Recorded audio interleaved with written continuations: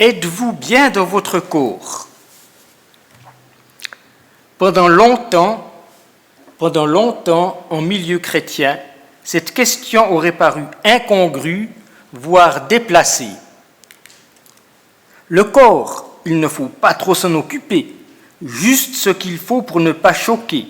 Et là, le regard d'autrui pouvait se faire incisif.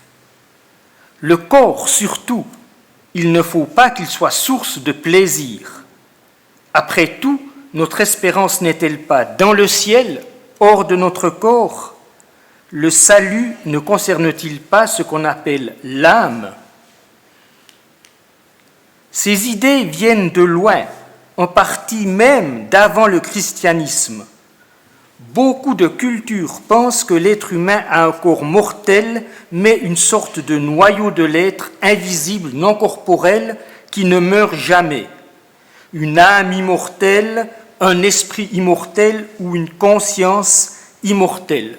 En fait, la Bible est très discrète là-dessus, elle n'en fait pas le centre de notre espérance, même si il y a des passages du Nouveau Testament qui nous assurent que ceux qui appartiennent au Christ seront consciemment en sa présence après leur mort. Par contre, nous le verrons, Paul parle d'immortalité du corps, ou plutôt du corps futur que nous n'avons pas encore. Aujourd'hui, nous sommes beaucoup plus à l'aise avec notre corps, et là nous sommes au diapason de notre culture. Mais dans notre culture, en fait, l'idée est toujours là, que l'essentiel n'est pas le corps, mais le moi invisible qu'on s'imagine parfois, c'est une idée de plus en plus populaire, s'incarner dans plusieurs corps au cours de plusieurs vies. Ce moi invisible aimerait bien vivre hors du temps, parce que beaucoup d'entre nous, nous avons un problème avec le temps. À la manière des anciens Grecs, nous imaginons volontiers l'éternité comme une sorte de vie hors du temps. Or, ce n'est pas forcément comme cela que la Bible parle de l'éternité. La Bible ne dévalorise pas du tout le temps. Dieu s'est investi dans le temps et dans l'espace.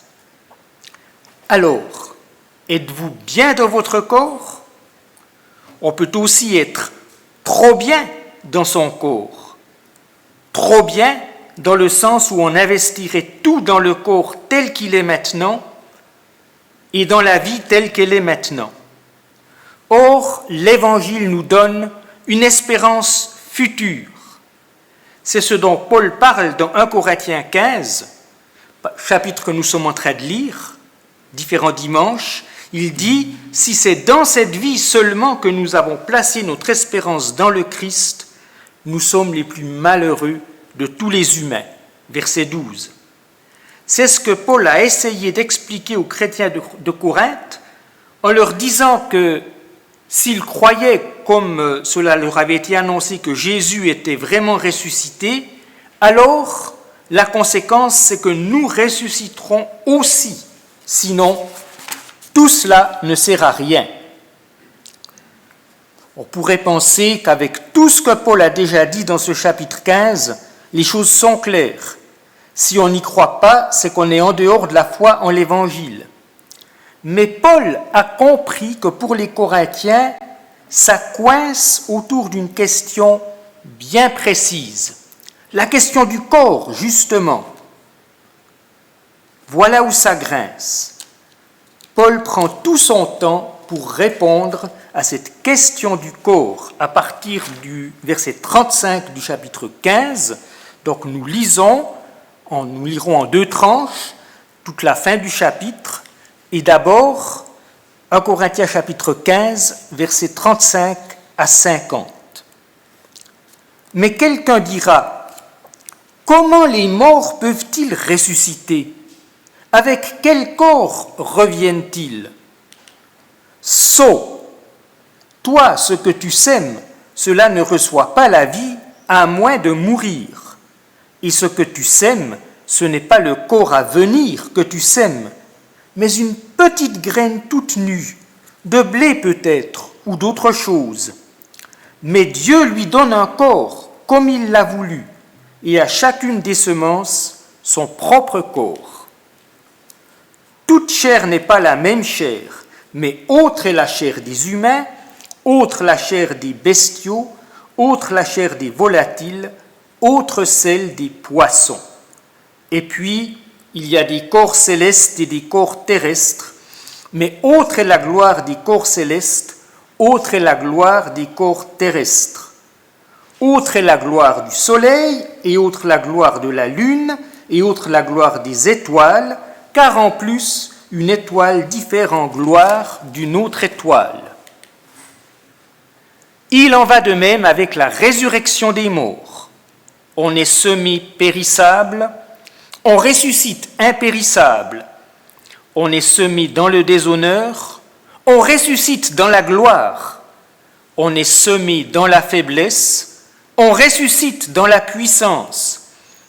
On est semé corps au souffle limité, on ressuscite corps au souffle impulsé par l'esprit. Aussi vrai qu'il y a un corps comme nous le connaissons, au souffle limité, il y a aussi un corps au souffle impulsé par l'esprit. Et c'est ainsi qu'il est écrit, le premier humain, Adam, devint un être vivant, le dernier Adam, un esprit qui donne la vie. Mais ce qui vient en premier, ce n'est pas ce qui est impulsé par l'esprit, mais ce qui a un souffle limité. Ensuite seulement, ce qui est impulsé par l'esprit. Le premier homme est de la terre, fait de poussière. Le second homme est du ciel. Tel le poussiéreux, tels aussi les poussiéreux.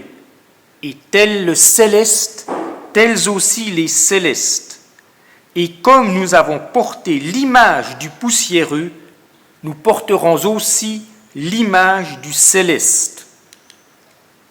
Voici ce que je dis, frères, c'est que la chair et le sang ne peuvent pas hériter du royaume de Dieu et que le périssable n'hérite pas de l'impérissable. Alors, la question, un corps qui ressuscite, j'ai mis 2 points d'interrogation parce que c'était vraiment comme cela, je pense, que les Corinthiens se posaient la question. Paul formule ce qu'il comprend que les Corinthiens pensent, qu'il y a certainement eu des discussions parmi eux, on l'a rapporté à Paul, mais quelqu'un dira, comment les morts peuvent-ils ressusciter? Avec quel corps reviennent-ils? La question du comment, voilà où ça coince. L'immortalité de l'âme, d'accord, on peut supposer que les Corinthiens croyaient, comme la majorité des Grecs, à l'immortalité de l'âme. Mais une résurrection, c'est donc le retour dans un corps? Non, merci. Ou alors, quel corps? Qu'est-ce que ça veut dire tout ça? Pour les Corinthiens, la résurrection des corps semblait absurde. Que ça semble absurde, une résurrection future des corps, c'est aussi le cas dans notre culture aujourd'hui. Je me rappelle encore, et c'était au Liban, donc dans une culture légèrement différente, mais qui a aussi des points communs, quelqu'un qui était catholique, pratiquant, qui m'a dit, enfin il était plus pratiquant, mais il croyait quand même encore d'une certaine manière, et il m'a dit, le prêtre qui voulait nous faire avaler qu'il y aura une résurrection des corps, ça j'ai pas pu avaler, et puis c'est aussi à cause de cela que je me suis éloigné de l'Église. C'est un peu ce qu'il me disait. Oui, ça semble encore absurde, une résurrection future des corps. Alors la réponse de Paul à cette interrogation, à cette idée que ça ne joue pas, c'est un peu absurde, la réponse de Paul, c'est de dire oui, un corps futur.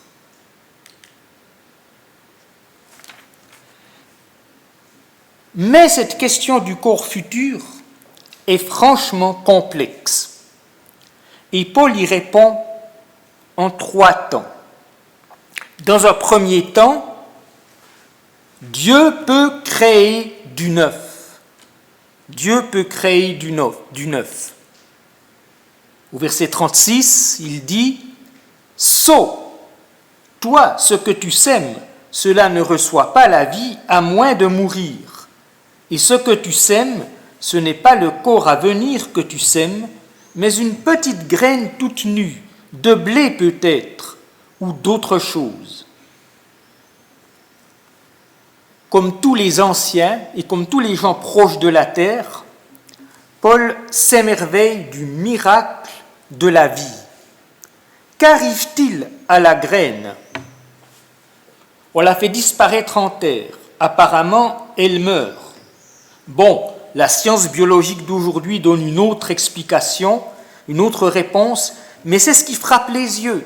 La graine disparaît comme si elle mourait.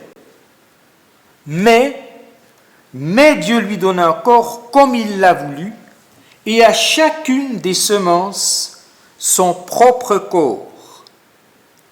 Oui, ça c'est un point essentiel. Dieu est créateur. Dieu peut créer toutes sortes de corps. Ce qui revient à la vie, ça ne ressemble pas à la graine. Et pourtant, c'est bien ce que Dieu a fait de cette graine. Il y a une personne derrière tout cela. La nature n'est pas un simple mécanisme, ce n'est pas non plus un être spirituel un peu impersonnel. Il y a derrière la nature une personne qui a une volonté. Il y a chacune des semences son propre corps, comme il l'a voulu. Et ce Créateur est capable de transformer ce qui existe. Alors ce qui rend un peu tout ce passage complexe, c'est qu'en fait, Paul est en train de courir 2 lièvres à la fois.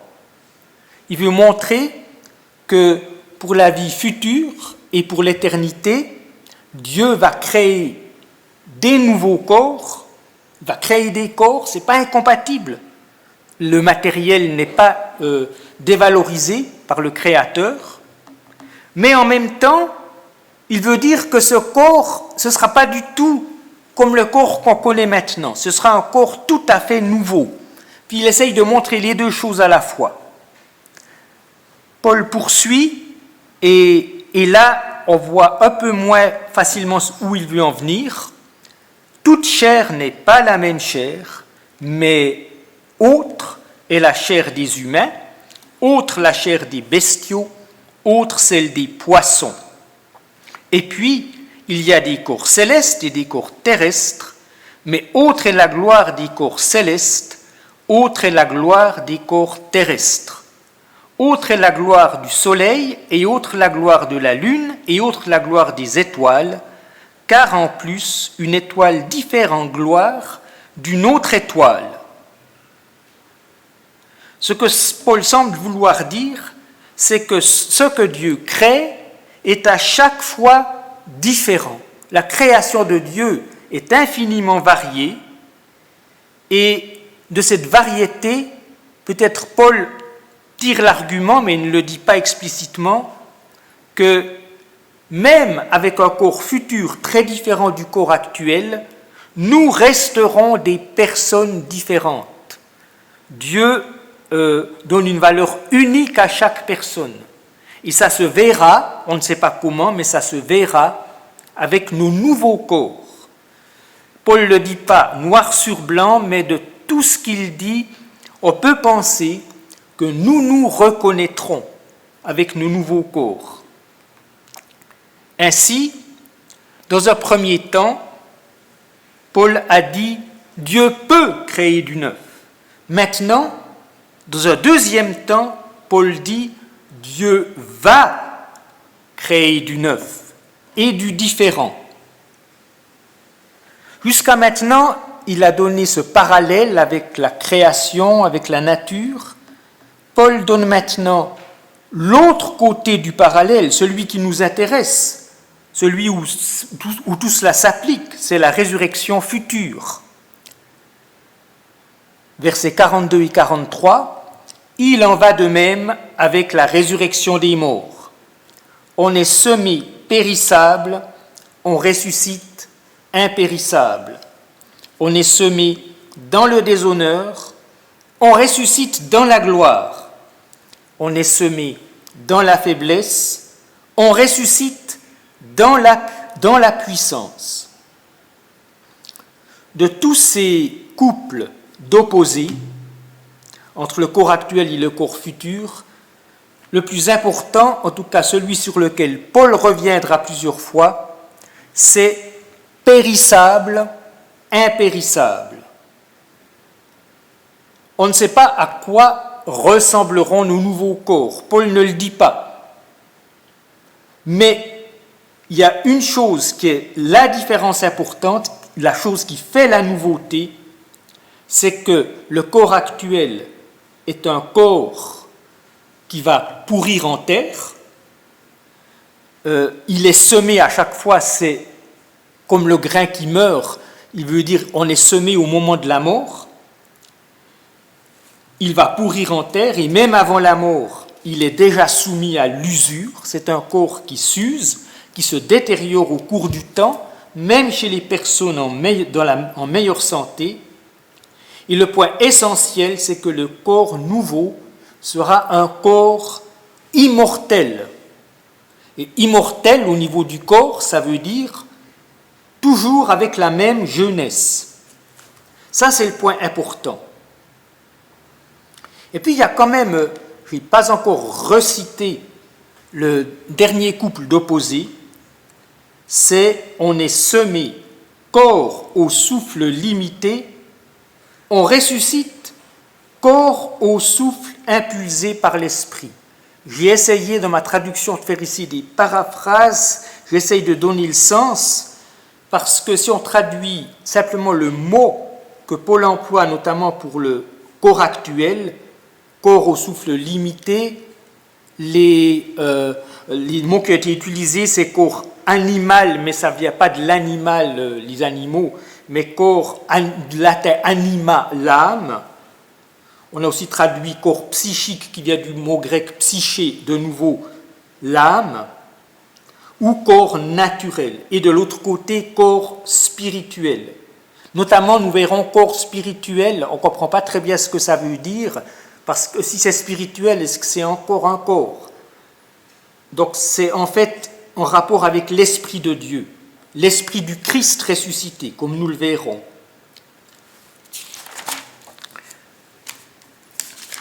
Donc Paul va encore expliquer ce qu'il entend par un corps qui a littéralement une âme, mais en fait un souffle limité. Il ne s'agit pas de l'âme dans le sens de la conscience ou du moi, mais de l'âme, c'est le même mot en hébreu et en grec, dans le sens du souffle de vie, ce qui fait qu'on est vivant, même corporellement. Mais là, nous passons déjà au troisième temps de ce que Paul veut dire. Dans un premier temps, Dieu peut créer du neuf. Dans un deuxième temps, Dieu va créer du neuf, du différent. Et maintenant, dans un troisième temps, alors ça peut surprendre, je le dis au passé, Dieu a créé du neuf, du différent. Paul enchaîne, toujours avec ce dernier couple, le corps au souffle limité, le corps au souffle animé par l'esprit. C'est une certitude aussi vraie qu'il y a un corps, comme nous le connaissons, au souffle limité, il y a aussi un corps au souffle animé par l'esprit. Et là, il cite un passage de la Genèse qui explique tout ça. Et c'est ainsi qu'il est écrit, le premier humain, Adam, devint un être vivant, le dernier Adam, un esprit qui donne la vie. Alors Paul cite d'une façon un peu particulière le récit de la création de Genèse 2. Genèse 2, 7, le Seigneur Dieu modela l'humain avec de la poussière prise du sol, il insuffla dans ses narines l'haleine de vie, et l'homme devint un être vivant. Alors si on traduisait hyper littéralement, on dirait l'homme devint une âme vivante, mais ce n'est pas notre sens habituel du mot âme, ça veut dire quelqu'un de vivant et pas mort. Et c'est ça le sens de ce corps que j'ai traduit corps au souffle limité. Par cette vie que Dieu a insufflée dans l'homme, elle reste fragile et limitée. Mais pourquoi est-ce que Paul ajoute le dernier Adam est devenu un esprit qui donne la vie? Là, il rajoute au texte. Mais c'est parce que la résurrection de Jésus a changé la donne.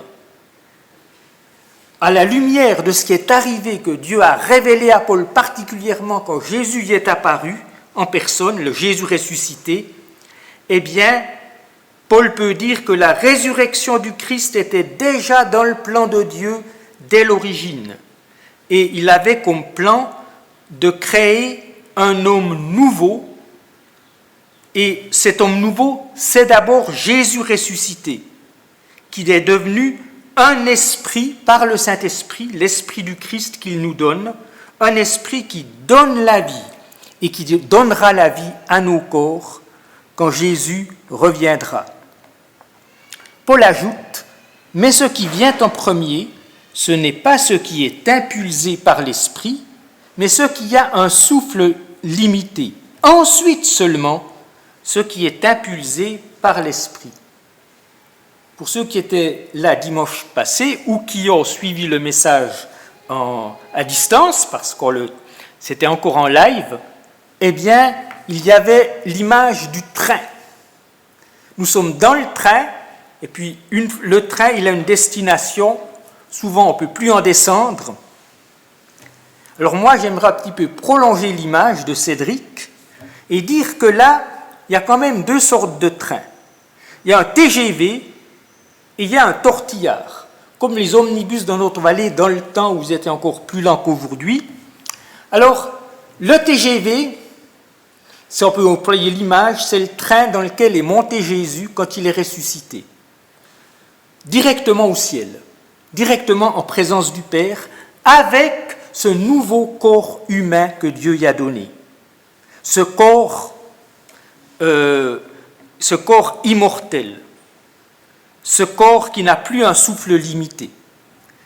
Jésus a pris beaucoup d'avance sur nous. Il a pris le TGV. Oui, Dieu a préparé un TGV pour Jésus tout seul. Et le tortillard, nous connaissons la destination, mais notre patience est mise à rude épreuve. C'est un train qui s'arrête un peu partout.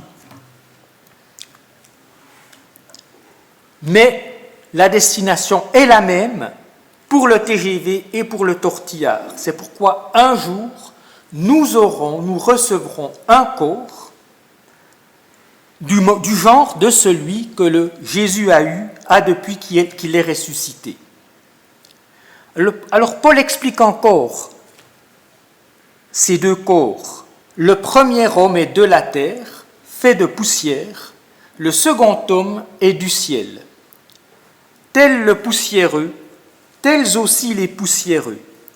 Et tel le céleste, tels aussi les célestes.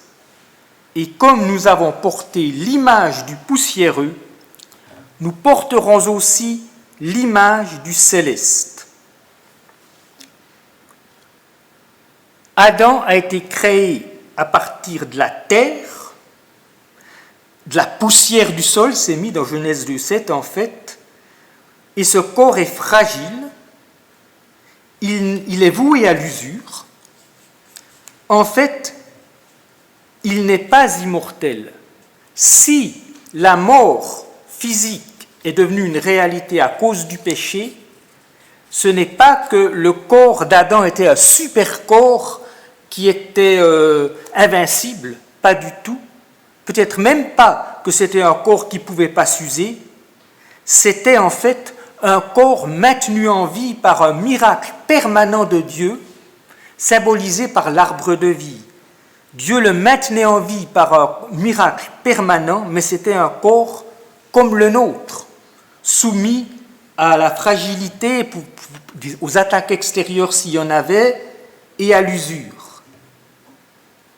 C'était un corps qui pouvait mourir, mais qui n'est pas mort avant que Dieu prononce le verdict à cause du péché.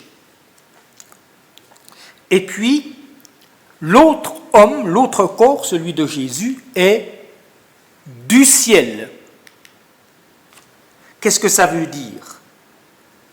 Ça ne veut pas dire, est-ce que Jésus est ressuscité au ciel? Non, il est ressuscité sur terre. Mais son corps est le corps qui appartient au monde de Dieu, le monde invisible. Un corps fait pour le ciel, c'est-à-dire fait pour la présence de Dieu.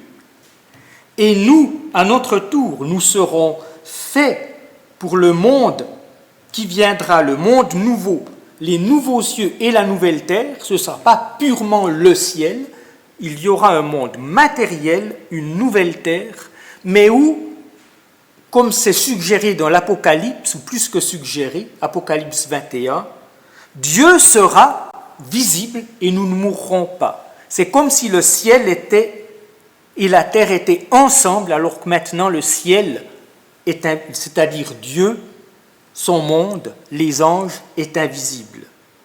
Et nous aurons un corps qui est fait pour ce monde-là, comme le corps ressuscité du Christ appartient à ce monde de Dieu, le ciel.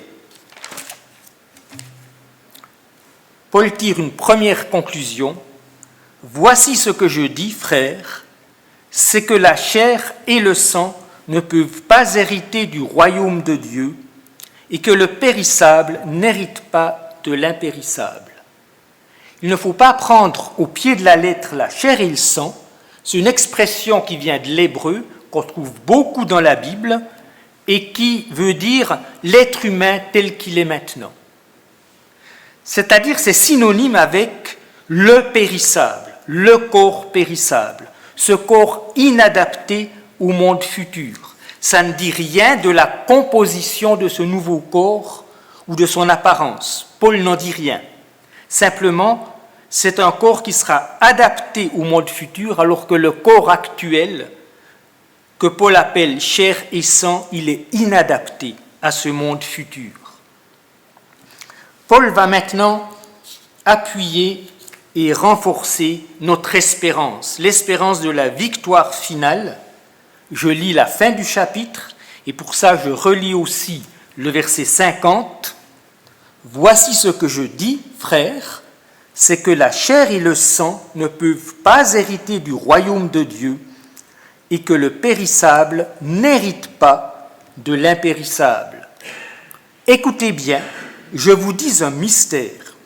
Nous ne nous endormirons pas tous dans la mort, mais tous, nous serons transformés en un instant, en un clin d'œil, à la dernière trompette. Car la trompette sonnera, et les morts ressusciteront impérissables, et nous serons transformés. Car il faut que cet être périssable revête l'impérissable, et que cet être mortel revête l'immortalité.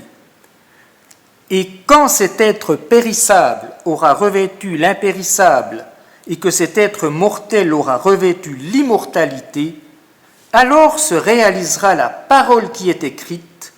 La mort a été engloutie dans la victoire. Mort, où est ta victoire? Mort, où est ton aiguillon? Or, l'aiguillon de la mort, c'est le péché, et la puissance du péché, c'est la loi. Mais grâce soit rendue à Dieu qui nous donne la victoire par notre Seigneur Jésus-Christ. Ainsi donc, mes frères bien-aimés, soyez fermes, inébranlables, à exceller toujours dans l'œuvre du Seigneur, sachant que votre travail n'est pas vain dans le Seigneur. Paul a dit oui, un corps futur, maintenant il dit oui, la victoire est certaine. Écoutez bien, je vous dis un mystère, nous ne nous endormirons pas tous dans la mort, mais tous, nous serons transformés en un instant, en un clin d'œil, à la dernière trompette, car la trompette sonnera et les morts ressusciteront impérissables et nous serons transformés. Nous serons transformés. C'est ça le mot-clé. Paul donne la promesse d'une transformation radicale pour toutes les personnes qui appartiennent au Christ, y compris celles et ceux qui seront vivants au moment du retour du Christ. Et Paul s'inclut parmi eux. Ça ne veut pas dire qu'il était sûr qu'ils seraient vivants, mais il l'envisageait, parce qu'il attendait. Personne, pas non, Paul non plus, ne connaît le jour du retour de Jésus, mais Paul vivait comme si ça allait être de son vivant, parce qu'il avait cette espérance qui le poussait, qui le motivait, et peut-être parce que notre espérance est un peu émoussée, nous disons « ouais, qu'ils reviennent de notre vivant », c'est une perspective un peu abstraite, mais c'est une perspective très concrète, même si finalement c'est une autre génération qui le verra avant de mourir. Pour Paul, c'était une perspective très concrète. Tous les chrétiens ne seront pas morts au moment où Jésus reviendra, mais tous seront transformés radicalement, avec ce corps qui est immortel. Paul continue, « Et quand cet être périssable aura revêtu l'impérissable, et que cet être mortel aura revêtu l'immortalité, alors se réalisera la parole qui est écrite, la mort a été engloutie dans la victoire. Mort, où est ta victoire? Mort, où est ton aiguillon? » Paul cite ici des passages des prophètes, d'Ésaïe et d'Osée, pour proclamer avec ces prophètes la victoire sur la mort. C'est, on peut dire, pratiquement le mot de la fin. La presque fin viendra avec cette incroyable action de grâce, cette prière de louange, mais grâce soit rendue à Dieu qui nous donne la victoire par notre Seigneur Jésus-Christ. Remarquez, ça fait écho à ce qu'il a dit un peu au début. Mais Dieu lui donne à la semence qu'on jette en terre un corps comme il l'a voulu. Dieu lui donne. Dieu nous donne. Dieu donne à la semence un corps, un bel épi. Dieu nous donne la victoire par notre Seigneur Jésus-Christ. Le Créateur et le Recréateur sont le même Dieu. Un Dieu souverain, un Dieu tout-puissant, mais surtout un Dieu personnel qui est amour et qui veille sur chacune de ses créatures, jusqu'à ce monde nouveau, où nous serons créés dans notre corps, pour la communion avec lui, avec un corps fait pour la communion avec lui, sans entrave. Et maintenant, Paul termine par une exhortation. Ainsi donc, mes frères bien-aimés, soyez fermes, inébranlables, à exceller toujours dans l'œuvre du Seigneur, sachant que votre travail n'est pas vain dans le Seigneur. C'est assez étonnant. Paul ne se contente pas de dire « Nous avons une espérance, notre foi n'est pas vaine, donc soyons dans la paix, soyons dans la joie, tenons ferme notre foi. » Paul dit surtout « Excellez toujours dans l'œuvre du Seigneur, sachant que votre travail n'est pas vain dans le Seigneur. » Alors quand on sait tous les problèmes que Paul a évoqués avec cette église de Corinthe, tout ce qu'il n'avait pas compris, tous les péchés qui étaient présents dans l'église, on pourrait se dire peut-être que ce n'est pas le moment de les mettre à l'ouvrage. Il faudrait attendre qu'ils aient un meilleur témoignage vécu. Et c'est important le témoignage vécu. Mais Paul les met tout de suite à l'ouvrage maintenant. Avec cette espérance, exceller toujours mieux dans l'œuvre du Seigneur, ou abonder toujours plus dans l'œuvre du Seigneur. Dieu nous envoie dans sa mission. Ce sera le sujet du week-end d'église, dans une semaine. Dieu nous envoie dans sa mission. Et c'est là l'utilité du voyage en tortillard. Imaginons un tortillard qui en même temps ressemble un peu au transsibérien. Alors le transsibérien n'est pas un tortillard, il ne s'arrête pas partout, ce n'est pas non plus un train à grande vitesse, mais il paraît, j'ai lu des récits, je ne l'ai jamais pris, que quand il fait un arrêt, ce n'est pas quelques minutes, c'est souvent un arrêt prolongé. Et les voyageurs sont invités à descendre sur le quai, à se restaurer dans la gare ou dans le restaurant en face, carrément, et puis ils rencontrent du monde dans cette ville où le train s'arrête. Alors c'est un peu la même chose, notre tortillard, c'est aussi un peu un transsibérien. Nous sommes toujours parmi les humains parmi les humains, solidaires, et nous sommes dans ce tortillard, en route pour le monde nouveau de Dieu, mais en mission dans le monde actuel. C'est pour ça que notre tortillard prend son temps. C'est pas simplement pour nous embêter parce que nous sommes des impatients, qui veut exprès nous embêter parce que nous sommes des impatients.